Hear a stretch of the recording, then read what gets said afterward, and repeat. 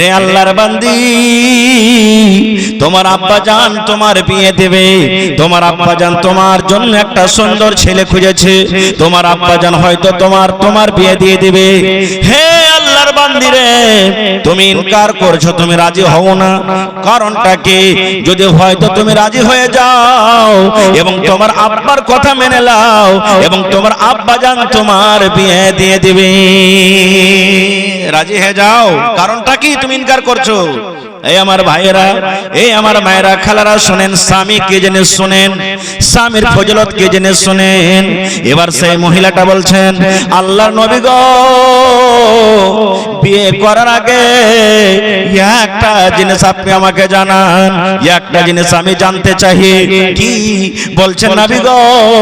ধরেন আমার বিয়ে হয়ে গেল, আমি শ্বশুরের বাড়িতে চলে গেলাম, যে আমার স্বামী হবে নবী গো, যে আমার পাতি হবে, আমার উপরে আমার স্বামীর কতটুকু হক রয়েছে নবী গো, এই ব্যাপারে আমি অজ্ঞান আছি, এই ব্যাপারে আমার কোনো ইলম নাই, এই ব্যাপারে আমি জানি না।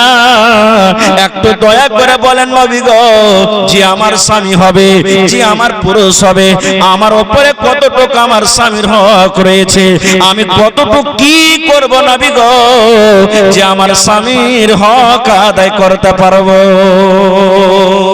এই ব্যাপারে জানি না, একটু জানান যে আমি আমার স্বামীর কিভাবে কি করব যে আমার স্বামীর হক আদায় করতে পারবো আমি।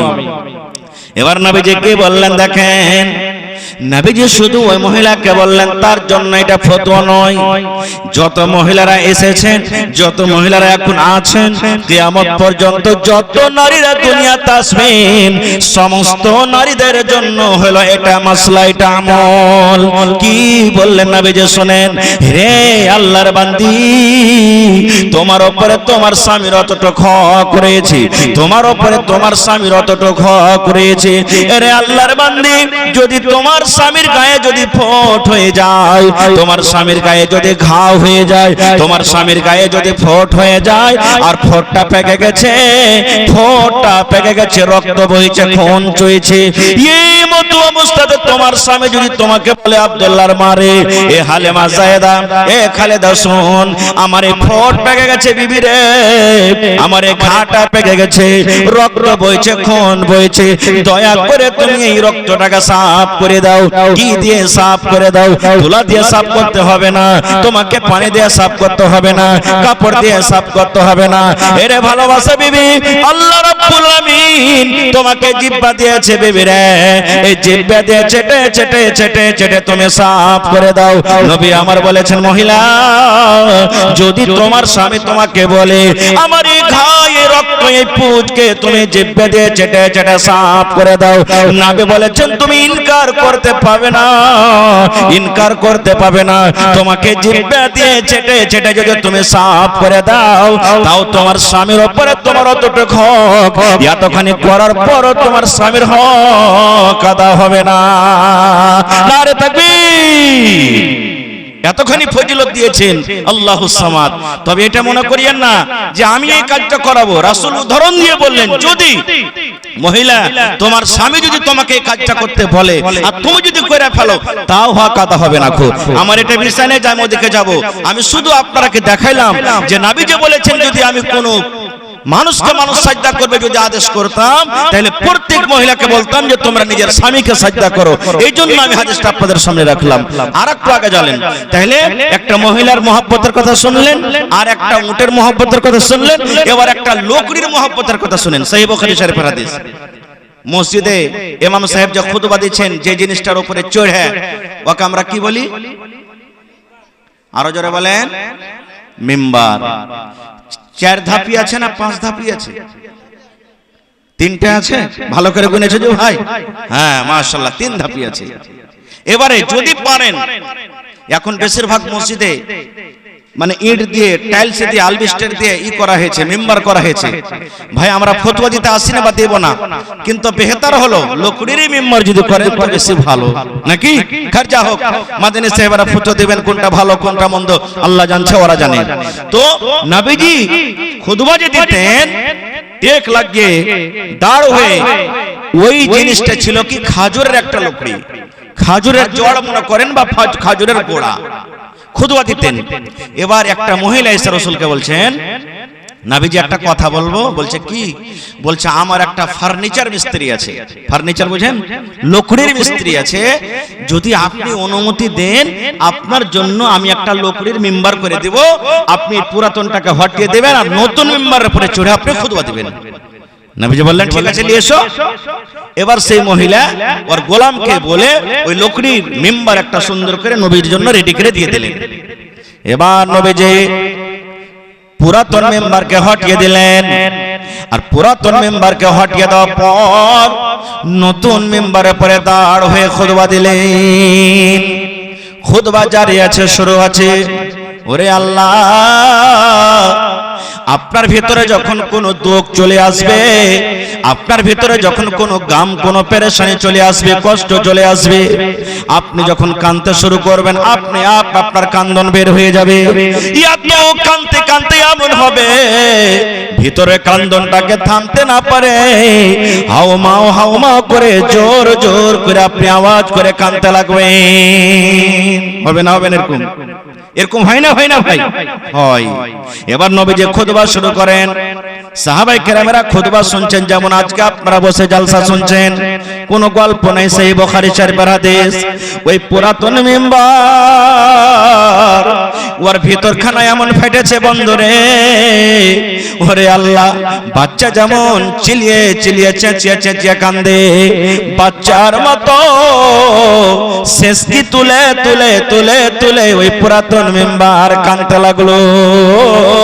সাহাবায়ে কেরামের দল বলেন, ওর কান্নার আওয়াজ মসজিদের ভিতরে যত মানুষ আমরা আছি আমরাও তার কান্নার আওয়াজ শুনেছি। সুবহানাল্লাহ। পুরাতন মিম্বার আল্লাহ কি করতে পারে না যে ভাই? না পারবে না? ওরে আল্লাহ। এবার দেখেন মজার ঘটনা। এমন কাঁদতে লাগলো, নবীজি আমার মিম্বার থেকে নেমে গেলেন। মিম্বার থেকে নেমে যাওয়ার পর ওই মিম্বারের কাছে চলে গেলেন, পুরাতন মিম্বারের কাছে। এরকম ভাবে তাকে বুকে জড়িয়ে ধরলেন, কিংবা মিম্বারটাকে এরকম ভাবে সুন্দর করে তার গতরে হাত দিতে লাগলেন, এরকম ভাবে হাতটা ছুঁয়ে ছুঁয়ে লাড়তে লাগলেন। এবার বলছেন, চুপো এরে মিম্বার, তুমি চুপো, এরে গাছ তুমি চুপো, এরে লকড়ি তুমি চুপো, কেন কান্দো? আপনারা জানেন আপনার বাড়িতে যখন বাচ্চা আছে, 5 বছর 7 বছর 8 বছর কার বাচ্চা আছে, বাচ্চা কান্দা কান্দা কান্দা এমন বেহুশ হয়েছে রে আল্লাহ, ওর মনটা এমন ভেঙে গেছে, বাচ্চাটাকে যদি আপনি কোলে নিয়ে এলেন আর চুপতে যদি বলেন, চুপার জায়গাতে আরো মন ভেঙে ভেঙে শ্বাস ফুলিয়ে ফুলিয়ে জোর জোর করে কাঁদবে। কাঁদবে না? কাঁদবে না? বাচ্চাকে যত চুপতে বলবেন আরো জোর জোর করে কাঁদবে। নবীজি আমার পুরাতন মিম্বারকে বলছেন, চুপো চুপো চুপ রে, তুমি কান্দো কেন? তুমি চুপো। যেমন নবীজি চুপতে বলছেন আরো শেষকে তুলে তুলে তুলে তুলে তা সে কাঁদতে আছে। এবার নবীজি বললেন, হে পুরাতন মিম্বার, তুমি কান্দো কেন? কান্দার কারণটা কি তুমি কি জানাবে না? কেন তুমি কান্দো? কান্দো কেন? তুমি কান্দার কারণটা কি? এবার পুরাতন মিম্বারের কিন্তু মুখ ফুটে গেল। এবার বলছেন, নবী গো,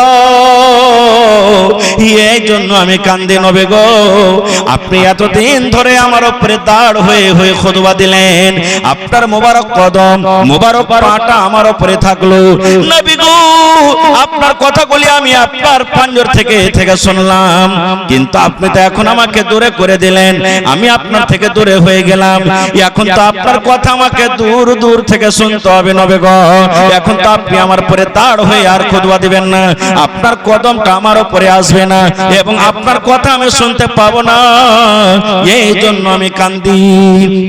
এই আমার নওজওয়ান ভাইয়েরা, এই মায়েরা, খালারা, বুজুর্গরা শোনেন, পরে কি হলো আমি যাব না বলার উদ্দেশ্যে বন্ধুরি, একটা পুরাতন মিম্বার, লকড়ির মিম্বার, যার জন্য জান্নাত নাই, যার জন্য জাহান্নাম নাই, যার কিয়ামতে হিসাব হবে না, যার পরে নামাজ নাই, যার পরে রোজা নাই, সেই যদি নবীর কথা শোনার জন্য, সেই যদি নবীর মহব্বত ভালোবাসা পাওয়ার জন্য এত জোর জোর করে চিল্লিয়ে চেঁচিয়ে কাঁদতে পারে, তাহলে হায়রে হতভাগা মুসলমান, আমরা হলাম নবীর উম্মত, আমাদের জন্য নামাজ আছে, আমাদের জন্য রোজা আছে, আমাদের জন্য হজ আছে, আছে, আমাদের কিয়ামতের দিন হিসাব হবে, জান্নাত আছে জাহান্নাম আছে, তাহলে সেই নবীর সাথে আমরা কেন মহব্বত ভালোবাসা করতে পারলাম না?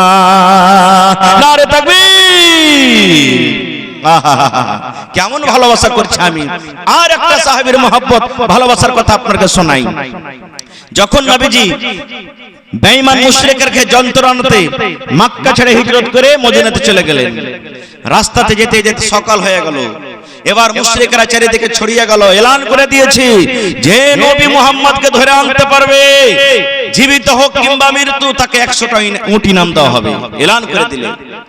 এবার বেঈমান মুশরিকরা নবীকে ধরার জন্য এদিকে ওদিকে এদিকে ছড়িয়ে গেল। রাস্তাতে হাঁটতে হাঁটতে হযরত আবু বকর রাদিয়াল্লাহু তাআলা আনহু বলছেন, নবীজি একটা কথা বলবো। বলছে কি? বলছে সকাল হয়ে গেল আর মুশরিকরা হয়তো আমাকে দেখে নেবে, ধরবে, তো এখানে পাহাড়ে একটা গার আছে, গর্ত আছে, যার নাম হলো সৌর পাহাড় আছে, পাহাড়ের নাম হলো সৌর। সৌর পাহাড় আছে, ওই পাহাড়ে একটা খাল আছে, গর্ত আছে, চলেন ওখানে আমরা দুজন লুকিয়ে যাই। ঠিক আছে চলো। যারা হাজী সাহেব হজ করতে গেছেন দেখেছেন, ওখানে আল্লাহ যদি তৌফিক দিয়ে থাকেন দেখবেন যারা যাবেন। এবার নবীজি বললেন চলো তাহলে আমরা ঢুকে যাই। এবার ঢুকতে যাবেন। এবার দেখেন হযরত আবু বকর রাদিয়াল্লাহু তাআলা আনহু কি বলছেন, নবী গো একটুখানি আপনি ইন্তজার করেন, একটুখানি আপনি দাঁড়িয়ে যান। নবী বললেন কেন দাঁড়াবো? বলছে নবী গো এই গর্তের ভিতরে, খালের ভিতরে কতদিন থেকে লোকজন যায়নি, আমিও জানি না, আপনিও জানেন না, আল্লাহ ছাড়া কেউ জানে না। এই গর্ততে সাপ আছে, এই গর্ততে বিচ্ছু আছে, কিংবা কোনো বিষাক্ত জিনিস আছে। নবী গো আপনি ঢুকতে গেলে হয়তো আপনার উপর আক্রমণ করে দেবে, আপনার উপরে হামলা করবে, আমি আল্লাহ রাব্বুল আমিনের দরবারে কিন্তু হিসাব দিতে পারবো না। নবী গো একটুখানি আপনি ইন্তজার করেন, আমি আবু বকর ভিতরে ঢুকবো, হইলে আমার কিছু হবে, সাপে কামড় দিলে আমাকে দিবে, বিচ্ছুতে কামড় দিলে আমাকে দিবে, যদি কষ্ট হয় প্রথমে আমাকে হবে, আমার বেঁচে থাকা কালে আমি আপনাকে দয়ার নবীকে জীবনে আমি কষ্ট দামে ফেলতে চাই না। এবার হযরত আবু বকর রাদিয়াল্লাহু তাআলা ঢুকে গেলেন, সুন্দর করে গর্তকে সাফ করে দিলেন। ওর গায়ে একটা কম্বল ছিল, যতগুলি খাল আছে ছোট ছোট ছোট ছোট খাল আছে, কম্বল ছিঁড়ে ছিঁড়ে ছিঁড়ে কিংবা কাপড় চাদর ছিঁড়ে ছিঁড়ে সমস্ত খালকে বন্ধ করে দিলেন। এবার খাল যখন বন্ধ হয়ে গেল, এবার নবীকে বলছেন নবী গো এখন আপনি ভিতরে চলে আসেন। সব গর্ত বন্ধ হয়ে গেল, কিন্তু একটা খাল বন্ধ করার জন্য কিন্তু কাপড় পাওয়া গেল না। আর কাপড় নেই, একটা খাল আছে, ওকে বন্ধ করবে। এবার আবু বকর রাদিয়াল্লাহু তাআলা নবীকে বলছেন নবীজি এই খালটার উপরে আমি পা দিয়ে দিলাম, যদি থাকে তো আমার পায়ের তলে থাকবে, সব গর্তকে আমি বন্ধ করে দিয়েছি। গোটা রাত আপনি কষ্ট করেছেন, আপনি ঘুমাতে পারেননি, আপনি বিছানায় ঘুমাতে পারেননি, এক তো ঘুম আসছে, আর কত আপনি ক্লান্ত হয়ে গেছেন, খাস্তানা হয়েছেন, এখানে বালিশ নাই গো নবীজি। আমি আবু বকর এই আমার রানের উপরে, পায়ের উপরে নিজের মাথাটাকে দিয়ে আপনি ঘুমিয়ে যান, আমি আবু বকর আপনার জন্য নিজের পাটাকে আমি বালিশ করে দিলাম। এবার নবীজি খাস্তানা মানুষ, যেমনই সুতলেন নিন চলে গেলেন। এবার শুনেন ওই খালের ভেতরে মুআররিখিন যারা তারা লিখছেন, ওই খালের ভেতরে একটা বিষাক্ত জানোয়ার কিংবা সাপ ছিল। ওই খাল দিয়ে উঠতে গেল দেখছে বন্ধ, ওই খাল দিয়ে উঠতে গেল দেখছে বন্ধ, ওই খাল দিয়ে উঠতে গেল দেখছে বন্ধ। করতে করতে রে মুসলমান, যে খালে হযরত আবু বকর রাদিয়াল্লাহু তাআলা পা দিয়ে ঢাকা দিয়েছেন, ওই পায়ের সামনে যখন গর্তের সামনে এসেছে, এমন জোরে তাকে কামড় দিয়েছে, ওরে আল্লাহ, বিষের কারণে হযরত আবু বকর রাদিয়াল্লাহু তাআলা কিন্তু কষ্ট পেতে লাগলেন। আস্তে আস্তে আস্তে করে বিষ চড়তে লাগলো। আপনারা জানেন যদি বিষাক্ত জিনিসে কামড় দেয় মানুষ মরে যায়, নিঢাল হয়ে যায়, হয় কি হয় না। কত আবু বকর নবীকে ভালোবাসেন, বিষ আস্তে আস্তে গায়ে চড়ে গেল, ওরে আল্লাহ, কিন্তু আমার নবীকে কিন্তু এখনো জাগান না। এমন বিষ ব্যথা করতে শুরু হয়েছে গা হাত। এবার চোখের পানি থামতে না পারে, চোখের পানি ঝরতে শুরু হয়েছে। পানি ঝরতে ঝরতে নবী আমার তার রানের উপরে মাথা দিয়ে শুয়ে আছেন, এক ফোঁটা না চোখের পানি নবীর গায়ে অর্থাৎ নবীর চেহারা মোবারকে যখন পড়ে গেছে, যখন চোখের পানি যখন হযরত আবু বকর রাদিয়াল্লাহু তাআলা আনহুর চোখের পানি নবীর চেহারাতে পড়ে গেছে, নবী আমার চোখ খুলে দেখছেন আরে আবু বকর তো কাঁদছে, চোখ দিয়ে তার পানি ঝরছে। এবার নবী বলছেন আবু বকর বাড়ির কথা কি তোমার মনে পড়ে গেছে নাকি? মক্কার কথা কি তোমার মনে পড়ে গেছে? বিবি বাচ্চা বলে কি তোমার মনে আসছে? বাড়ি ঘরের মায়া মহব্বত কি তোমার দিলে চলে এসেছে, এই জন্য তুমি কাঁদো? এবার আবু বকর বললেন নবী গো বাড়ি বলে আমার মনে আসেনি, ছেলে মেয়ের জন্য আমি কান্দিনি, তবে কেন কান্দো? বলছে নবী গো এই জন্য আমি কান্দি নবী গো যে আমার পায়ে কোনো বিষাক্ত জানোয়ারে কামড় দিয়েছে, ওই বিষের কাতরে আমি নিজের কান্নাটাকে আমি সহ্য করতে পারি না। যেমন নবী যে শুনলেন কামড় দিয়েছে, তখন নবী বলছেন আবু বকর কেন তুমি আমাকে জাগাওনি?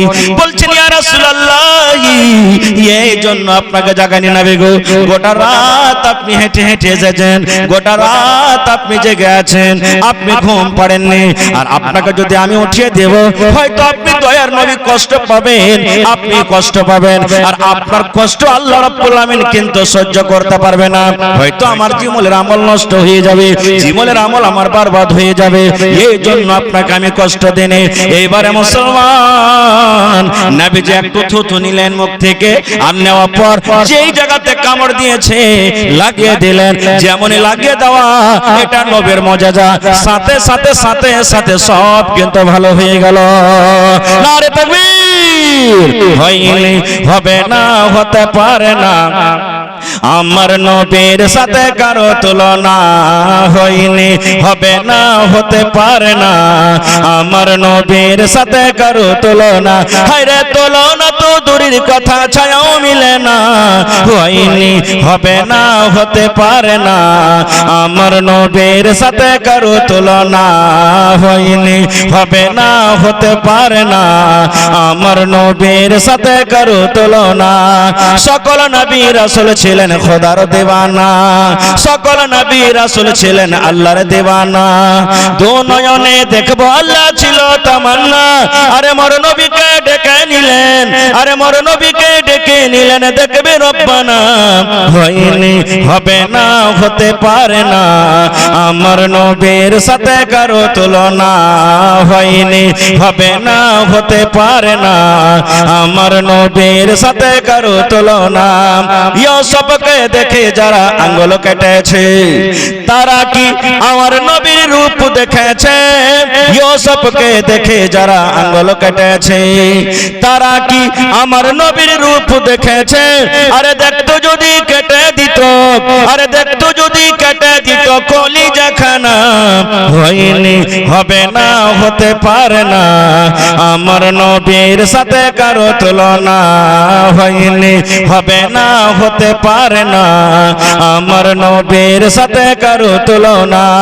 যার শানে আল্লাহ তাআলা করলেন ঘোষণা, খোলকে আজিম আমার শাহে মদিনা, যার শানে আল্লাহ তাআলা করলেন ঘোষণা, খোলকে আজিম আমার শাহে মদিনা, মুসলমান নবী ছাড়া কিছুই মানে না, মুমিন কোরআন ছাড়া কিছুই বুঝে না, হয়নি, হবে না, হতে পারে না, আমার নবীর সাথে কারো তুলনা, হয়নি, হবে না, হতে পারে না, আমার নবীর সাথে কারো তুলনা। নারে তাকবীর! আর একটা মহব্বতের কথা বলবো, ইচ্ছা ছিল ভাই 2-3 ঘন্টা আপনাদের সামনে বয়ান রাখবো, কিন্তু আমার পর আরো দুজন বক্তা আছেন বিখ্যাত আলেম, তারা ওরাও শুনতে হবে। একটা হাদিস আর বলবো, আল্লাহ রাসূল সাল্লাল্লাহু আলাইহি ওয়াসাল্লাম একদিন সাহাবায়ে কেরামকে বললেন, হে আমার সাহাবীর দলেরা তোমরা দান করো, সাদকা করো, যে যা পারবে বাড়ি থেকে নিয়ে এসো, দাও, দান করো। আজকে যেমন জালসা লাগানো হয়েছে, মাদ্রাসার জন্য আপনাদের কাছে কিছু চাওয়া যাবে, নবীজি বললেন দান করো।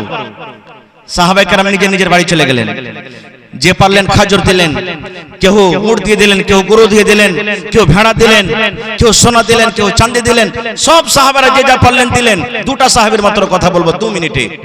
হায়রা তোমার ফারুক রাদিয়াল্লাহু তাআলা আনহু মজলিসে মজুদ, কি বলছেন? আল্লাহ যে আমি আবু বকরকে দান করে জীবনে কোনোদিন জিততে পারেনি, আবু বকর সারা জীবন আমলে আমার থেকে আগে আছে, কোনদিন তাকে আমল করে যেতে পারেনি। আল্লাহ এখন আমাকে মাল দিয়েছে, আল্লাহ আমাকে দৌলত দিয়েছে, আবু বকর থেকে আমার কাছে টাকা বেশি আছে, আবু বকর থেকে আমার কাছে যাও বেশি আছে, আবু বকর থেকে আমার কাছে জানোয়ার বেশি আছে। এই জন্য আল্লাহ জি আজকে আমি দান করে হযরত আবু বকরকে আমি জিতবো। সুবহানাল্লাহ। বলছেন আজকে আমি আবু বকরকে দান করে জিতবো। পাল্লা পাল্লি শুরু করে দিলেন। কতটি দান করলেন? বাড়ি চলে গেলেন, খাতা কলম নিয়ে হিসাব করতে লাগলেন। হিসাব করে করে করে করে মালকে দুই ভাগ করলেন। কয় ভাগ? কয় ভাগ করলেন ভাই? দু ভাগ করলেন। দুই ভাগ করার পরে এক ভাগ নিজের মেয়ে ছেলের জন্য বাড়িতে রেখে দিলেন, আর এক ভাগ মাল আল্লাহর নবীর দরবারে হাজির করে দিলেন। এই সমস্ত দান ধ্যান দেখা পর হযরত আবু বকর রাদিয়াল্লাহু তাআলা আনহু বাড়িতে গেলেন। বাড়িতে যাওয়ার পর বিবিকে বলছেন, বিবি রে, নবী দানের কথা বলেছেন রে বিবি। আমি ওমরকে দেখলাম মালকে দুই ভাগ করার পর এক ভাগ মাল বাড়িতে রেখেছে, এক ভাগ জমা করে দিয়েছেন। আমি আব্দুর রহমান বিন আওফকে দেখলাম খাজুরের বস্তা, পটলের বস্তা দিয়ে দিলেন। আমি ওসমানকে দেখলাম সোনার টাকা, চাঁদির টাকা, উট আর ঘোড়াও দান করে দিয়েছি। বিবি রে, আমাকে দান করতে হবে, দান করার জন্য কিছু বাড়িতে আছে কিনা? আছে বিবি কিছু? ওনার স্ত্রী বলছেন কি? স্বামী গো, আছে এক সা, অর্থাৎ 2.5 কিলো কিংবা 3.25 কিলো। এই যে আমরা ফিতরা দিচ্ছি 2.5 কিলো চাল কিংবা 3.25 কিলো চাল, একে এক সা বলা হয়। তো বলছেন এক সা যাও কিংবা যাওয়ের আটা আছে। বলছে আর কিছু নাই? না তো না। হযরত আবু বকর মনে মনে বলছেন, আল্লাহ, উমর এত বড় বড় করে দান দিলে, উসমান এত বড় বড় দান দিলে, আব্দুর রহমান বিন এত বড় বড় দান দিলে, অমুক সাহাবী এত মোটা মোটা করে দান দিলে, আর আমি অল্প এত বড় সাহাবী, অল্প ওই কিছুটা আমি যাও কিংবা যাওয়ের আটা কেমন করে নিয়ে যাব? কেউ যেন দেখতে না পায় একটা চাদর গায়ে দিয়ে নিলেন বড় ধরনের, আর বুকে চেপে করে নিয়ে হাঁটতে শুরু করলেন। ঢেরি যা রাখা আছে ঢেরিতে ঢেলে দিলেন। ঢেলে দেওয়ার পর এবারে নবীজি কি বলছেন দেখেন, দান সব শেষ হয়ে গেল। এবার নবী ওসমানকে বলছেন, ওসমান তুমি কি দিয়েছো? নবীজি আমি অমুক জিনিস দিয়েছি। হযরত নবীজি আব্দুর রহমানকে বলছেন, আব্দুর রহমান কি দিয়েছো? নবীজি আমি অমুক দিয়েছি। নবীজি বলছেন, ওমর রে তুমি কি দিয়েছো বাবা বলো তো? ওমর ফারুক মনে মনে বলছেন, আজকে আমি আবু বকরকে দান করে জিতবো রে, কারণ আমি আজকে মালের হাফ দিয়ে দিয়েছি। এইবার হযরত উমর বলছেন, ইয়া রাসূলুল্লাহ, আমি মালকে দুই ভাগে ভাগ করেছি, এক ভাগ মাল নিজের ছেলে মেয়ের জন্য রেখেছি, আর এক ভাগ মাল আমি আপনার দরবারে হাজির করে দিয়েছি। এই করতে করতে করতে শেষের বেলাতে নবীজি আবু বকরকে বলছেন, আবু বকর তুমি কি দিয়েছো বাবা? হযরত আবু বকর রাদিয়াল্লাহু তাআলা কে বলছেন জানেন, নবীজি আমি কি দিয়েছি এটা জিজ্ঞাসা না করে আমি কি দিয়েছি আর আমার ছেলে মেয়ের জন্য বাড়িতে কি রেখেছি এটা আমাকে জিজ্ঞাসা করেন। দেখেন কেমন সওয়াল আর জবাব। নবীজি বলছেন, আবু বকর তুমি কি দিয়েছো আর তোমার ছেলে মেয়ের জন্য বাড়িতে কি রেখেছো? ওরে সুবহানাল্লাহ, হযরত আবু বকর রাদিয়াল্লাহু তাআলা কেমন জবাব দিলেন, কিয়ামত পর্যন্ত বন্দরে কোন মানুষের কোন ধরনের জবাব দিতে পারবে না। হযরত আবু বকর রাদিয়াল্লাহু তাআলা বলছেন, আল্লাহর নবী গো, আমি আল্লাহ এবং আল্লাহর রাসূলকে আমি বাড়িতে রেখে, আল্লাহ এবং আল্লাহ রাসূলের মহব্বত ভালোবাসাকে বাড়িতে রেখে আমার বাড়িতে যা ছিল নবী গো সব কোটা আপনার সামনে আমি হাজির করে দিয়েছি। আমার বাড়িতে শুধু আল্লাহ এবং আল্লাহ রাসূল, আমার বাড়িতে শুধু আল্লাহ এবং আল্লাহ রাসূলের ভালোবাসাটা বাড়িতে আছে। তারপরে আমার বাড়িতে যা ছিল নবী গো সব আমি আল্লাহর সামনে হাজির করে দিয়েছি। তারপরে নবীজি কি বলছেন, হযরত আবু বকর রাদিয়াল্লাহু তাআলা কে বলছেন, দেখেন আয় আল্লাহ, আজকে আমি আবু বকরকে দান করে জিততে পারলাম না। কেন দান করে জিততে পারলাম না? এই জন্য দান করে জিততে পারলাম না, আমি ওমর হাফ মাল দিয়েছি, হাফ বাড়িতে রেখেছি, অর্থাৎ হাফ আমি নিজে পেয়েছি। আর আবু বকরের বাড়িতে যা ছিল সব কোটা দিয়ে দিয়েছেন। এই জন্য আবু বকর আজকে পূর্ণ নেকি পেয়ে গেল। আজকে আমি উমর আবু বকরকে দান করে জিততে পারলাম না। নারে তাকবীর। দেখেন সাহাবায়ে কেরামের মহব্বত ভালোবাসা কেমন। ভাই আজকে আমি আপনাদের সামনে শেষ নবীর উম্মত আমরা, আর এই শেষ নবীর কথাই আমাদের সাথে হয়, আল্লাহ এবং আল্লাহর রাসূলের পড়া আমাদের সাথে হয়। এই জন্য নবীকে কতটুকু ভালোবাসেন, নবীর সাথে কতটুকু মহব্বত আছেন, আজকে আপনাকে জানের কুরবানি করতে বলিনি, আজকে আপনাকে সময় আর মালের কুরবানি করতে বলছি।